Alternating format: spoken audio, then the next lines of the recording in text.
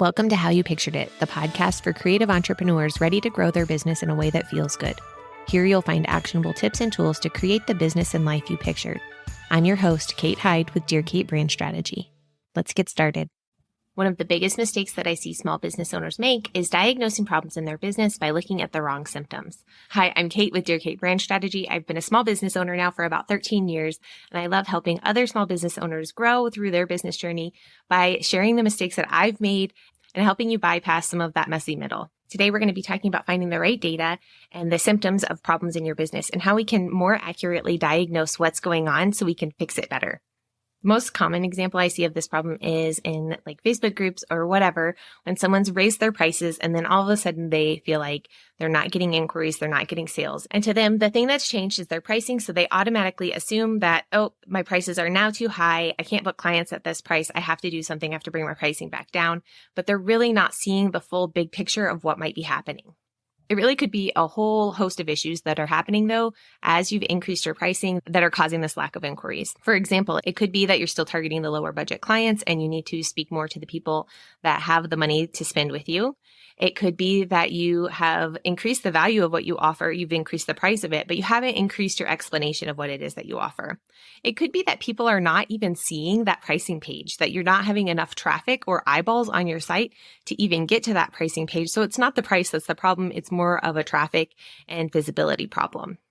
So today we're going to talk about a few ways that we can conquer this. It's really important to have the tools and metrics in place so we can get an accurate picture of what's going on in our business and our marketing day to day and what the overall big picture is. We need to know how people are actually interacting with our business as well. Let's talk about a few of the ways that I gather data, what I look at on the back end of my business, and how that helps me gauge what's working and what needs to be tweaked. First up, I would recommend installing Google Analytics and Google Search Console. These are tools from Google that will make it easier for you to see which pages are being visited on your site, how many visitors you're getting to your website, what search terms are driving people to your website. These help you to know how many eyeballs are actually seeing your work and what you can do to increase that traffic number, what SEO things are working, and what you need to maybe double down on. The second tool that I recommend is Hotjar. This is a really cool piece of software that you can install. There is a free version. If you're a Showit user, you'll grab a piece of code and you'll pop it into your advanced settings under custom head HTML on every page of your website. With this piece of code, Hotjar will be able to track how people are interacting with your website. It will give you screen recordings of exactly what people are clicking, where they're scrolling, how they're coming in, what source is referring traffic to your site, all of that juicy detail.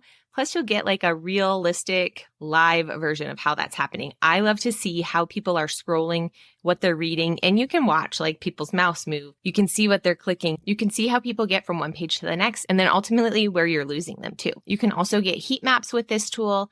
Those are more of a snapshot. It gives you basically a full page screenshot of your page, and it shows you how far down a page most people are clicking. It's giving you averages. So, like say 10 people have visited your site in the last 30 days, it'll show you on average how far those people have made it down the page, and it'll show you where the most people are clicking on that page as well. It's a really great tool to just get like a visual reference of how people are interacting with your website.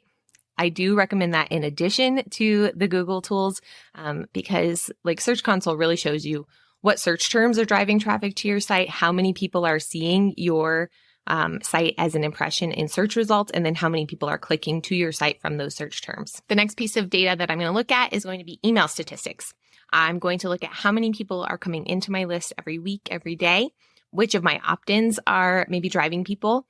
I have a few different lead magnet options for people, and I want to see which ones are performing the best. And then from that, I can look at the email sequences that I have for each opt-in and kind of get a feel for how people are interacting. I also like to look at my statistics on my weekly like broadcast newsletter type emails and see how many people are clicking, which people are clicking. I like to look kind of further back at the data on that. Like if they signed up for my website checklist opt-in and then they clicked on the link for this thing, or if they signed up for the report card and then they seem to be more interested in my templates, whatever it may be, it helps me kind of judge which lead magnets to go to which people and get a feel for how people are consuming my content and interacting with it. It also gives me a good idea of like, maybe my lead magnet is not targeting the right person, or maybe the content that I'm putting out leading to that lead magnet is not connecting with the lead magnet if perhaps like people are landing on that landing page and then not opting in for that lead magnet. Those are good ways to kind of look at the different pieces of things. The last thing that I'm going to look at is my real customer feedback.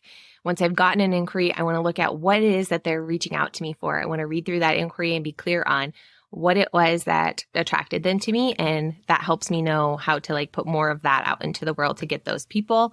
I also ask on my inquiry form, how did you find me? So I know which marketing channels are really working and where people are looking for services like mine. This also follows through with our post-purchase. After the sale, after the service has been completed, I like to send out a survey either individually to clients or once a year as a whole to all of my clients to get feedback on what I'm doing right, what they would like to see different, what drew them to me in the first place. All of those little pieces of information help me know where to go going forward.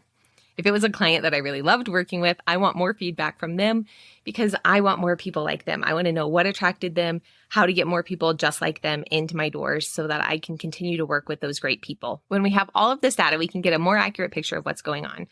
We also want to look at this data through the different lenses of where people are in their customer journey.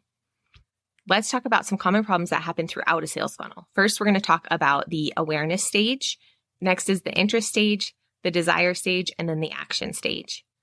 In that awareness stage, it's going to come down to 3 problems. First is going to be not enough traffic. You're not getting enough eyeballs on your site to make any kind of movement. There's not enough people seeing your offer to start converting. You have to have a certain number of eyeballs before it even hits the right people. So making sure that you're getting enough traffic to your offers. The second one is going to be the quality of your traffic. So if you have eyeballs coming, but they're not the right people, you are not going to get the sales there either. For example, if you are driving a lot of traffic to your newborn photography page and you do post newborn photography, but all of the people that are coming to it are really specifically wanting that lifestyle documentary look, you're going to have a disconnect between who's coming to the page and who the offer is for. So making sure that you're really clear in your marketing efforts and getting the right people to that page, which goes to the third one, which is weak brand messaging.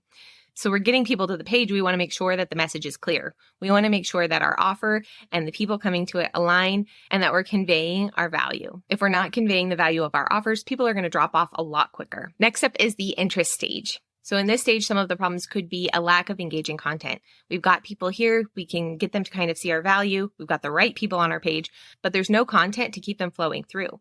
There's not enough there to back up our credibility and build that kind of relationship between the viewer and our business. In this stage, another problem can be a lack of follow-up or poor follow-up.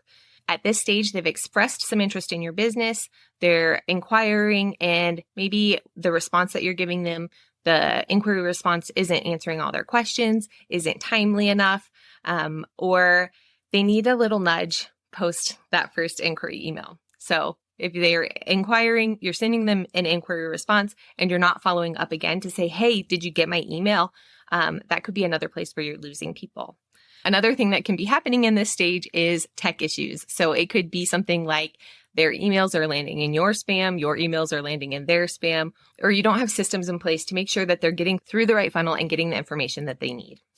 When we come to the decision phase, it can be a couple of different things here as well. Perhaps there's just not enough information on the product or service. Maybe you've responded to an inquiry email and they're not getting all of the data that they need to make that decision.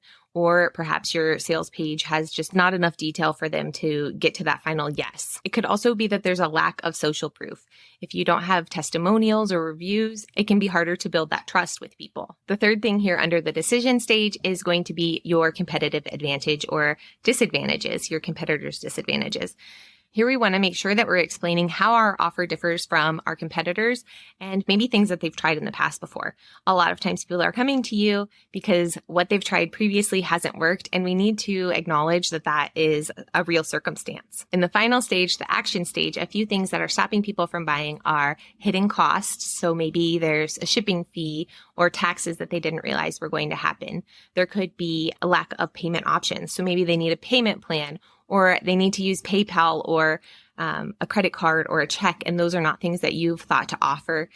Those are ways that we are stopping people from buying as well. Another thing that I've come across in my own buying journey as a customer is not being able to use a credit card that's already stored on my phone or whatever, and I have to get up and get my wallet, and then I end up not buying because it wasn't an easy process for me.